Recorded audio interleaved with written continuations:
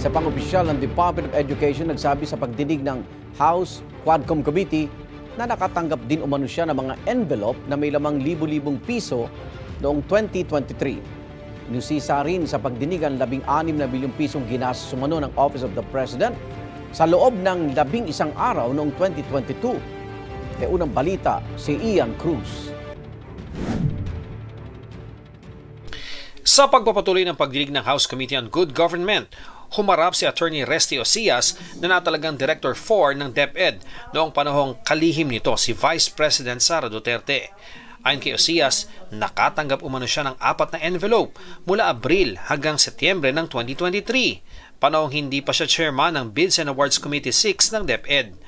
Umaabot daw ng tig 12,000 hanggang 15,000 pesos ang laman ng mga envelope na nakuha umano niya kay Noy Asek Sunshine Fajarda. I must be candid about this. I must say I did, but I didn't know because I was new in the department. I thought it was a practice of the department. I didn't know I was summoned to the office of Asek Shine, and then I was given an envelope.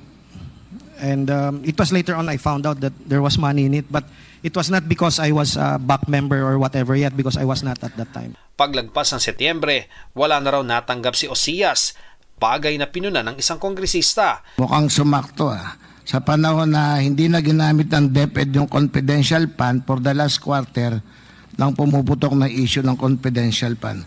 Sa naunang pagdinig ng Kamara, isiniwalat ni dating Education Undersecretary Gloria Humamil Mercado na nakatanggap umano siya noon ng 9 na envelope na may tig 50,000 pesos na laman noong 2023. Reaksyon dito noon ng Vice Presidente, disgruntled o may sama ng loob si Mercado.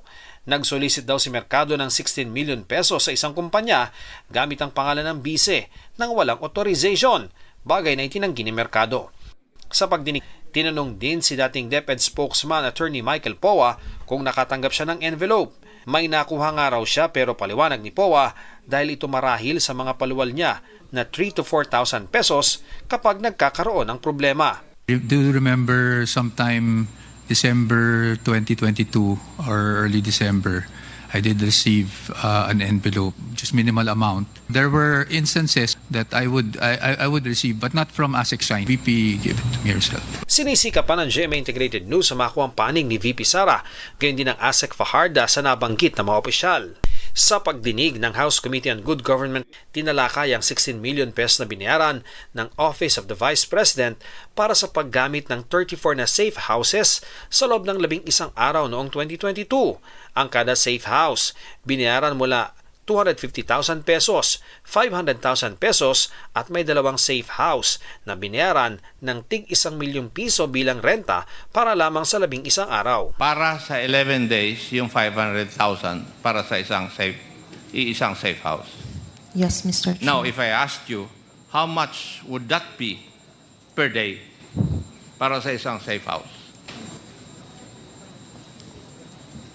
Mr. Chair, it would amount to 45,000 something. 45,454.55 per day.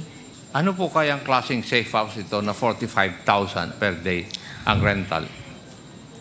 Samantalang yung mga ibang magagandang lugar, mas mura pa kaysa rito sa 45,000. Could you give us an idea of that?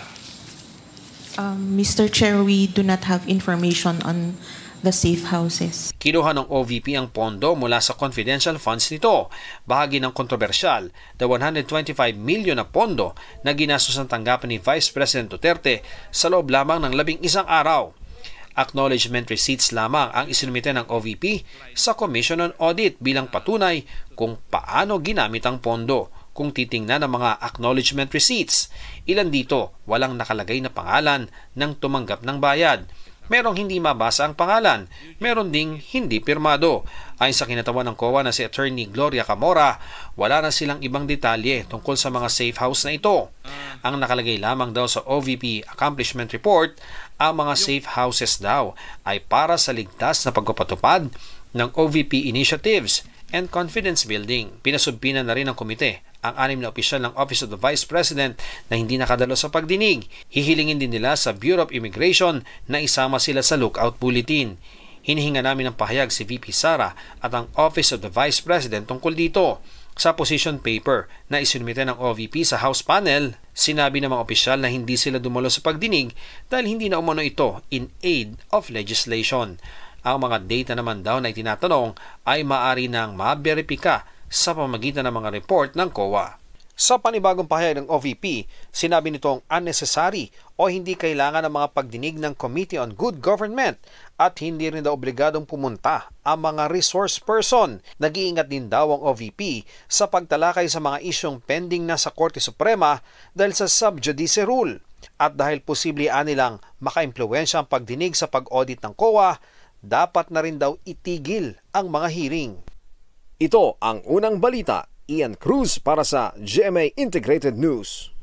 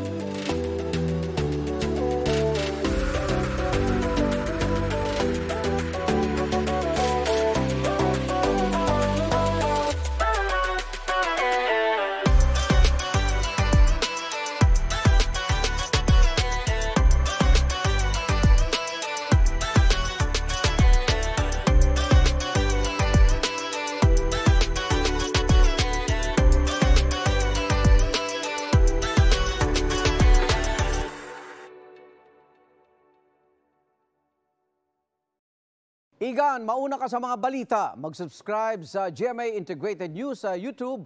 Sa mga kapuso abroad, subaybayan nyo kami sa GMA Pinoy TV at sa www.gmanews.tv.